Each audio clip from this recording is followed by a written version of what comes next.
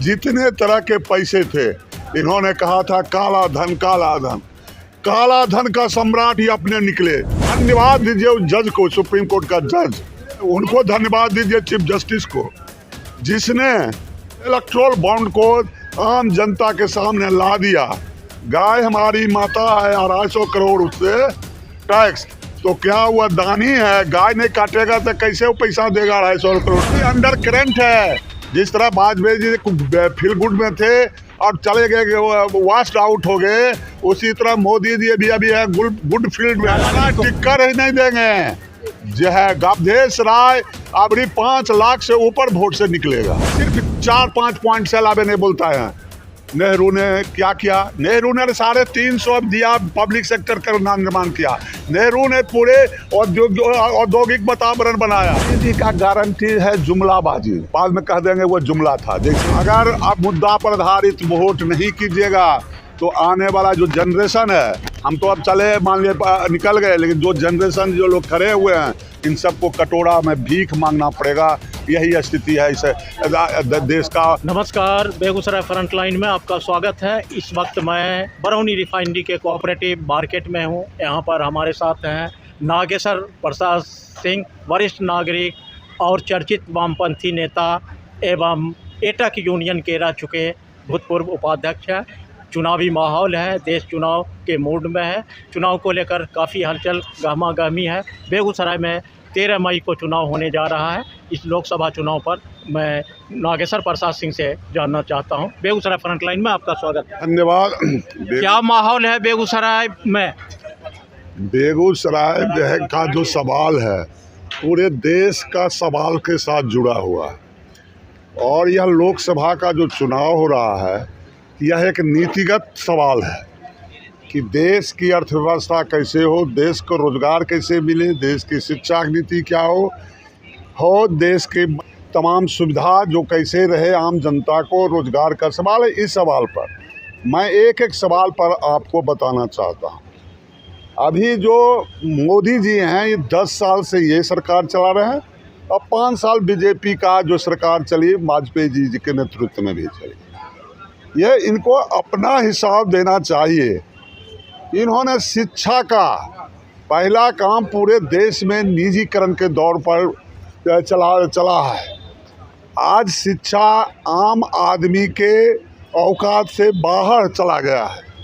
शिक्षा का 51,000 स्कूल जो पहले से बने हुए थे वो बंद हो गए हैं, घट गए हैं, और नए स्कूल का निर्माण नहीं हो रहा है, जिससे आम बच्चे जो है सो वो शिक्षा से दूर किया जा रहा है।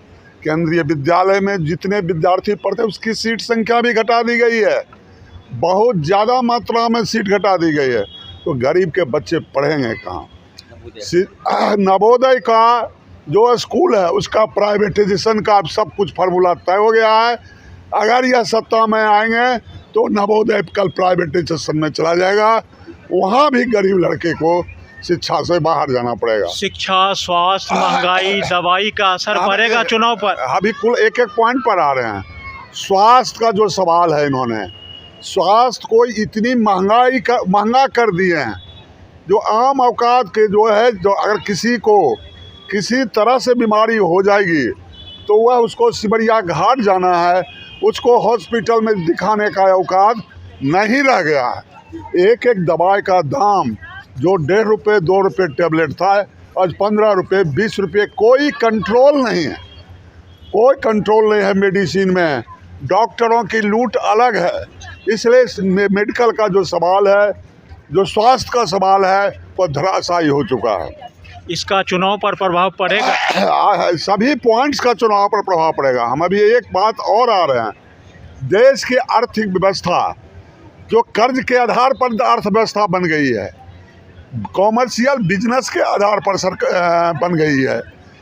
कर्जखोर है इतना हमारे देश पर कर्जा है, जिस कोई कर्जा लेते जा रहे हैं। आने वाला पीढ़ी को ये कटोरा थमा देंगे उस कर्ज में है। जो कर्ज देता है वह कर्ज है, सूद वसूलने की उसके पास क्षमता है। विश्व बैंक ने भारत के पर कमेंट कर दिया है कि अब इसको कर्जा भी दें कि नहीं दें, यह विश्व बैंक का जो है नोट आ गया है। इनकी अर्थव्यवस्था से हमारी बांग्लादेश की अर्थव्यवस्था मजबूत है। दूसरी भी है, जितने तरह के पैसे थे इन्होंने कहा था काला धन काला धन, काला धन का सम्राट ही अपने निकले। धन्यवाद दीजिए उस जज को, सुप्रीम कोर्ट का जज है उनको धन्यवाद दीजिए, चीफ जस्टिस को, जिसने इलेक्ट्रोल बॉन्ड को आम जनता के सामने ला दिया। गाय हमारी माता है, 250 करोड़ उससे टैक्स, तो क्या हुआ दानी है, गाय नहीं काटेगा तो कैसे वो पैसा देगा 250 करोड़ टैक्स। क्या लग रहा है, क्या माहौल है बेगूसराय लोकसभा में? अंडर करंट है। जिस तरह वाजपेयी जी फील गुड में थे और चले गए, वास्ट आउट हो गए, उसी तरह मोदी जी भी है गुड फील्ड में। क्या लग रहा है, अवधेश राय टक्कर देंगे गिरिराज जी को? टक्कर ही नहीं देंगे।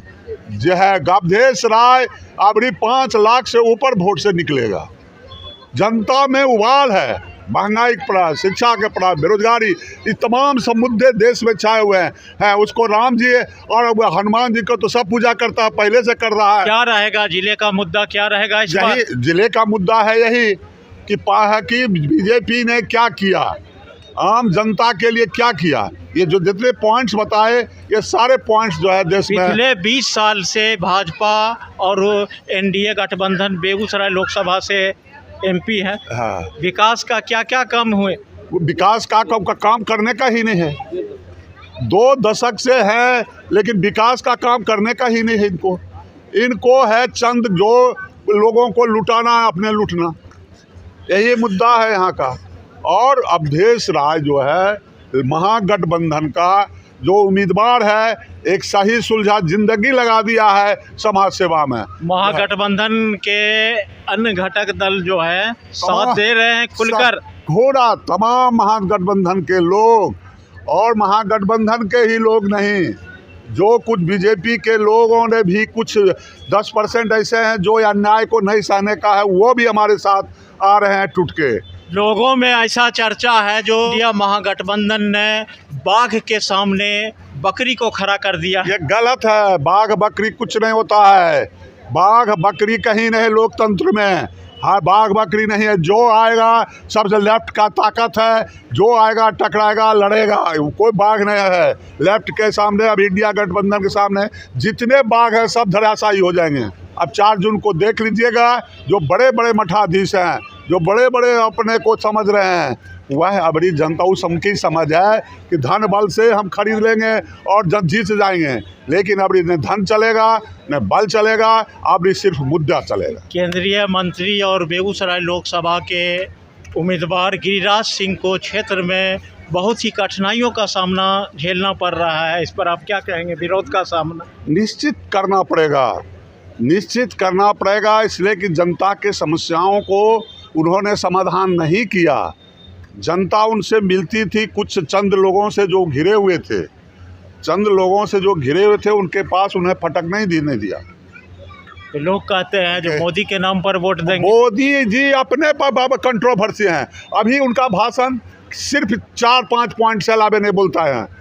नेहरू ने क्या किया? नेहरू ने 350 दिया, पब्लिक सेक्टर का निर्माण किया। नेहरू ने पूरे औद्योगिक वातावरण बनाया। यूनिवर्सिटी दी, पटना यूनिवर्सिटी प्राइवेट का था, स्कूल कॉलेज जितना का निर्माण है सब उसी। उसके बाद हुआ क्या? उसके बाद कोई शिक्षा का निर्माण हुआ, न स्वास्थ्य का निर्माण हुआ, कुछ नहीं। जितना ने नेहरू ने कर दिया, इस देश को शून्य अर्थव्यवस्था थे, शून्य उसके पास पैसा मिला था। आज़ादी के बाद उसमें को शून्य पैसा से जो ला दिया देश को यहाँ, वो नेहरू ने किया है।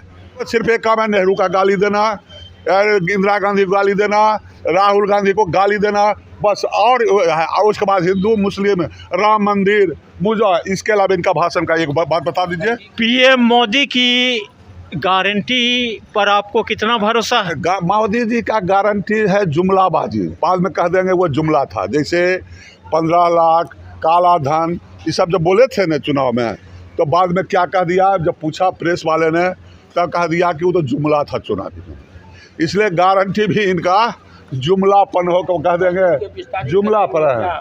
रिफाइनरी के विस्तारीकरण में सांसद की क्या भूमिका रही? केंद्रीय मंत्री सांसद की कोई भूमिका नहीं थी, रही है। यहाँ पर रिफाइनरी का विकास पहले 6 मिलियन था, ज़रूरत मार्केट ज़्यादा का ज़रूरत था, इनके आने के पहले, संसद बनने के पहले प्रपोजल बन गया था कि थोड़ा सा आवश्यकता के अनुसार तेल जो चाहिए हर रिफाइनरी का, यहाँ कह रहे हैं हर रिफाइनरी ने कोई सरकारी बजट इसमें मिला है, वो अपना IOC लोन लेके सब रिफाइनरी की क्षमता, चाहे पानीपत रिफाइनरी हो, बड़ौदा रिफाइनरी हो, गुवाहाटी रिफाइनरी हो या पारादीप हो या जो भी हो, सब की क्षमता को बढ़ाने की आवश्यकता बढ़ी है प्रोडक्ट की, इसलिए वह प्रपोजल बढ़ा और उसी के अनुसार वो काम हो रहा है। गिरिराज सिंह जहां भी जा रहे हैं रिफाइनरी और फर्टिलाइज़र और फ्लाईओवर की उपलब्धि बता रहे हैं जिले। फर्टिलाइज़र की भी कहानी सुन लीजिए। फर्टिलाइज़र को इन्होंने ही बंद किया था और फर्टिलाइज़र में भी क्या किया, 3 कंपनी को इन्होंने जोड़ दिया, NTPC, IOC और कोल, तीनों को एक फर्टिलाइज़र दिए कि आप बनाइए। इसने IOC ने बनाया है, सरकार ने नहीं, एक पैसा कहीं किसी सरकार का नहीं है। IOC अपना लोन लेके बना के चालू किया है। आप जनसंपर्क अभियान में जा रहे हैं, कैसा लग रहा है? एकदम जनता अपनी आगे है, अपनी नेता नहीं है, जनता आगे है। जहाँ जाते हैं, जहाँ कल के कहने की ज़रूरत नहीं है इस बार।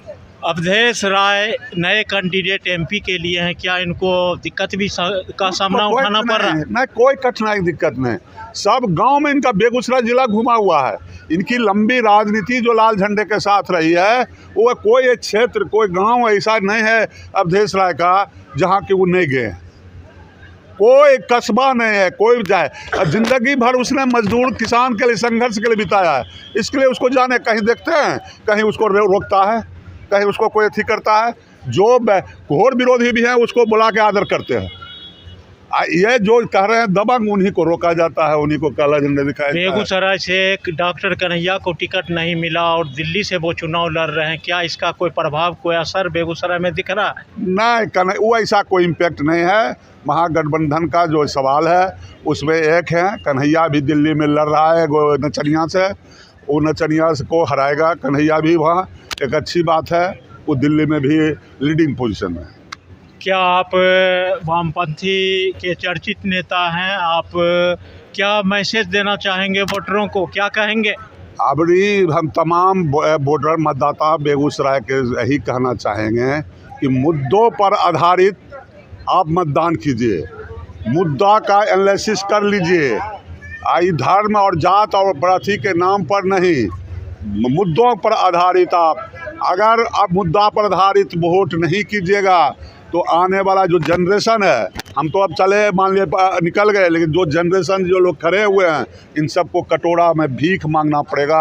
यही स्थिति है इस देश का होने जा रहा है। मोदी जी वहीं पहुंचा देंगे जहां है नए जनरेशन को।